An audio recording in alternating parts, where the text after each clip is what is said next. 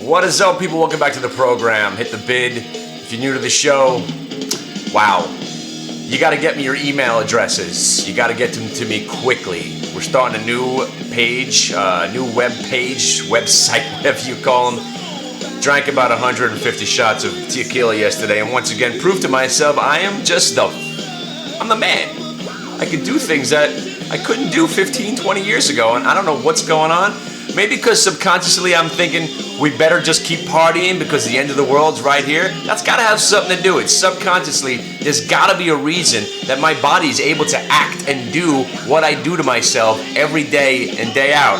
Or I'm just going to spontaneously combust, shit myself, and end up lying in a ditch somewhere. Who knows? Drinking too much caffeine. I stopped smoking cigarettes about a year and a half ago now. Haven't had a one.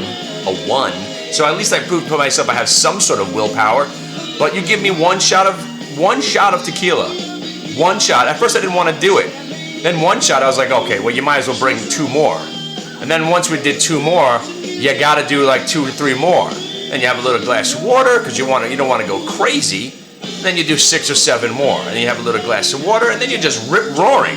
My name was Rip, last name Roaring yesterday, and we were going off. We met these 2 French kids who were looking for prostitutes in New York, and it was just hilarious because we were coaching them on how to be real men.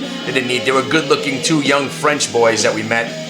The story could get real gay right away, but we're trying to help them out. And the funniest thing is, when I was explaining to them that I don't know much about where to get prostitutes because it's been a long time since New York's been like that, and I was explaining how I don't have to worry about that because I'm married, the little kid in his broken English said, you should know more about that considering you're married. And I said, that's pretty funny.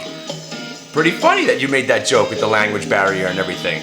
But these guys, it was just hilarious. And but it brings me down to let's talk about the other thing. Oh, right, we talk about stocks every once in a while on the show. I thought this was supposed to be about stocks. I bet you it's Big Al. Not Big Al.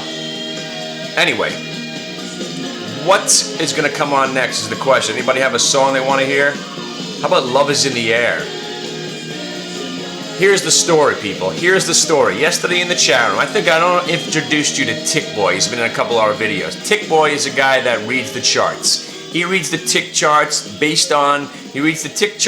coupled with the stochastics and the Bollinger Bands based on some variables that he's programmed into his computer. They give him alerts, okay? They give him alerts to something that he should be looking at, and then he trades the TNA and the TZA accordingly. All right? I ain't going back to prison except for carrying a body bag. Yeah. So, Tick Boy has been pretty good with these intraday calls. More or less, he can isolate those days where we're just going to have those trending days. And he knew that I was getting short. So Tick Boy runs into my office. He says, hey, listen, I know you're getting short. I think you should be covering because this looks like they're going to be one of those slow grinding, uptrending days. And I said, I don't see it. I see weakness. I see weakness because I see Baidu and I see Google weak. And that's all I need, Tick Boy. That's my indicator. Those have been working for me for years. And he said, okay. And then when the market proceeded to go up for another 5 or 6 minutes, and I got a little bit nervous, so I was forced to cover out of my Netflix, my CMG. We had the Cree short, we had the panel short, the price line, the Netflix, the CMG, the Cree, and the panel. And I covered everything across the board except the panel because I was still the price line. I held the price line, and I'm still short the price line, which is like a miracle. Really? I'm making 30 points on a trade? You know how many shares I have, and that's the reason I made these 30 points. You know I'm not making 30 points on 1,000 shares, because right now I'd be a little bit more giddy about shit right now, other than the really normally just sarcastic, sort of hiding my depression kind of mood that I'm usually in. But let's talk about what we were talking about in the chat room. Now, I know a lot of these people on the videos. Oh, and also, I just want to express something to one guy. He says this is a great venue for me, the narcissistic douche that I am. He says because I can continually talk and I don't have to look at the people out there that are all rolling their eyes and going, nah. You know what? I'm gonna make a character that I'm gonna put in the corner of the office because I'll remember that. And also, speaking of narcissism, I need to know something. Narcissism, right, is based on self-love, right? My self-love is misconstrued here, people. I enjoy talking because I have things to get off my chest. That does not exactly mean that I love myself. I may like to hear myself talk because I believe that I'm helping people. I despise myself, people. You understand? I look at myself in the mirror and I want to punch myself right dead in the face every time I look at myself. You understand? I look at myself, I see what's behind these eyes, the rage and the fury, and I just want to slip my own head off. Now, is that narcissism? I don't even watch my own videos, people. Once in a while, when we do a 45-second video and it's really funny, I'll watch it over and over again because it sometimes makes me chuckle. But when I do these 6 or 7 minute videos, and even though I have some good information in there and I want to watch it to see what I've said, I don't watch my own videos, people.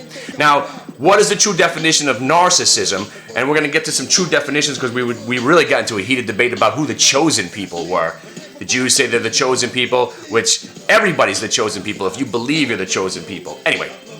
Narcissism. Does it have to begin with self-love? Because as far as self-loathing is what I possess. I despise everything that I represent, okay? I represent, the only thing I like about myself is I truly do want to help people, and that's a good thing. I should be patted on the back for that. But when I watch myself, and especially if I watch myself doing stand-up comedy, I find myself so unfunny and irritating and annoying and ugly and I want to backslap myself over and over again and then step on my own throat. Is that narcissism? I don't know. Me talking about this right now, is that narcissistic? I don't know. What's the pure definition? I think it begins with self-love, which you may think I have, but it's all about you people. I'm doing this because I'm compelled. That's why somebody dubbed me the Jesus Christ of Wall Street. I'm compelled to try and help you people. I'm here, and I'm not going to go anywhere. We've done over 1,000 videos. I haven't made a dime off these videos, ever. Not a dime. And sooner or later, when we start charging for this new website, and if you pay your flat fee for the year, people, if you're not able to make money off the stuff that I do, which is going to bring me to what we're going to talk about right now, The stock part of the video. Wait a second, let me just... wait, here she comes. Here she comes. So the moral of the program is, as much as I make some good calls and entries and stocks and intraday calls, the real money-making bastard part of this entire situation is to embrace the horror.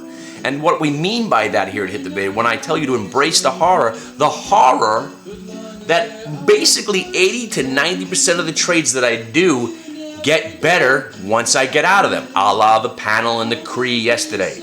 And then that brings me to Tick Boy and what I was doing. So when Tick Boy forced me to cover out of my common stock, what did I do? I never reloaded. I got short the price line, the CMG, by selling naked calls. But when you have a down day like this, selling naked calls doesn't mean garbage to us. Hungry. Because you're locked into what you're going to make. Price line could go to zero. I'm only going to make the 3.5 points that I sold the calls for. On the CMG, it's down 30 points. I'm only going to make the $1.20 that I sold those calls for. There's nothing that this is doing for me that is any beneficial, except making me nervous and making the premium on the puts a lot more. Okay, I'm talking to this guy right here. See that guy right there? That's you. Yeah, that's me. And when I'm done talking to that guy, we'll get you something to eat. By the way, you realize it's Thursday. Anything goes. Anything goes. Whatever you can reach, you can eat. Just remember, we keep the bug spray right next to the candy.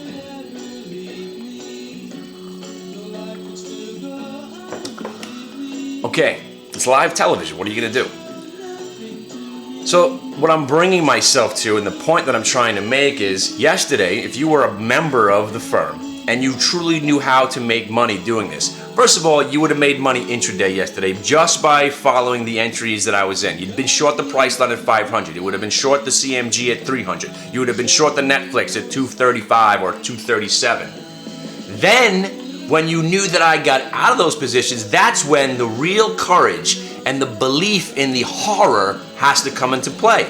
It becomes now up to you whether or not you're going to push those bets. Because what you have to realize now that Krull, that fucking mush, got out of these positions that he was so confident in 2 seconds ago, now that he's out, generally they do follow through. And that's where you have to have that belief in the Jesus Christ of Wall Street.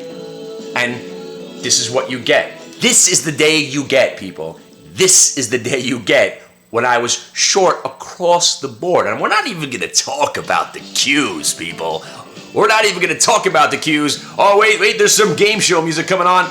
Because yesterday at the close, what we were going to play is we were going to play Name That Gap. All right, people, ladies and gentlemen, this is a game that we like to play called Name That Gap. Because the only way you're going to make money in this market generally over the last couple of weeks is to name that gap.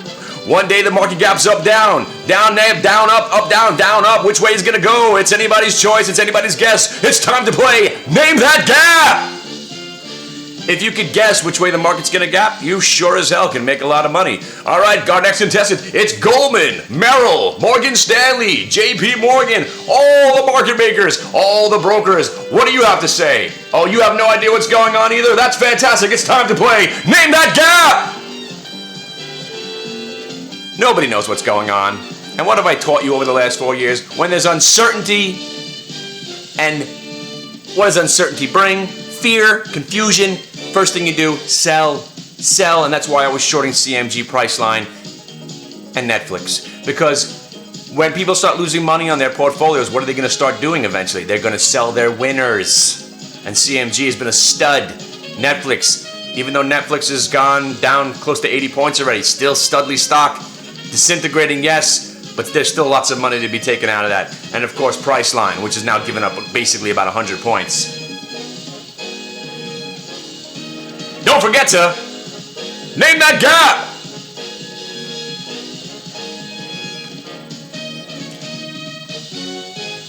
Yeah.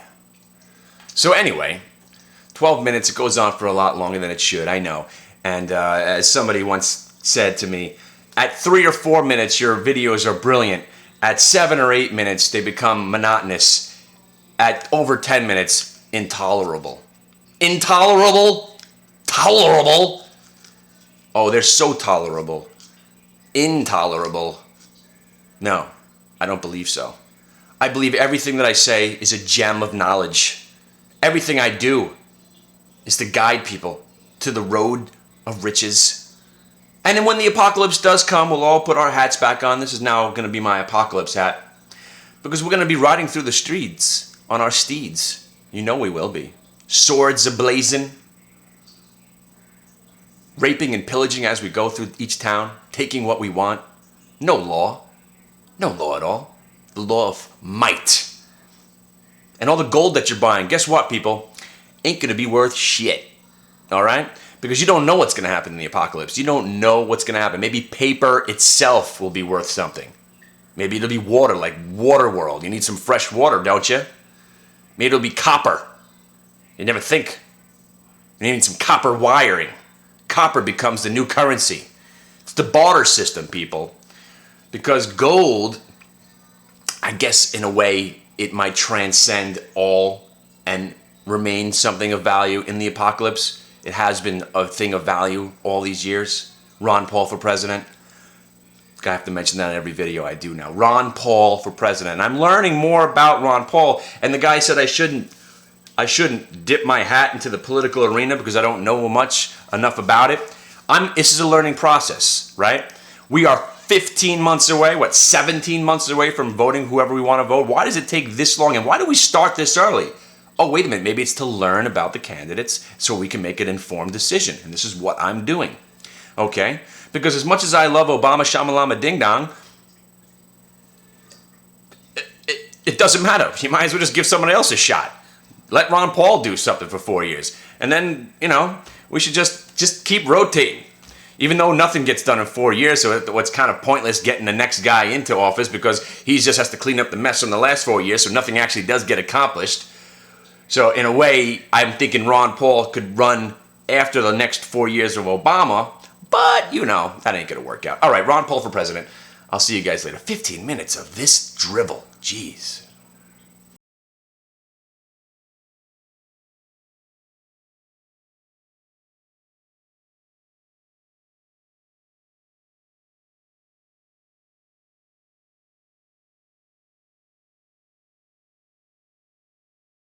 I would much prefer Crow.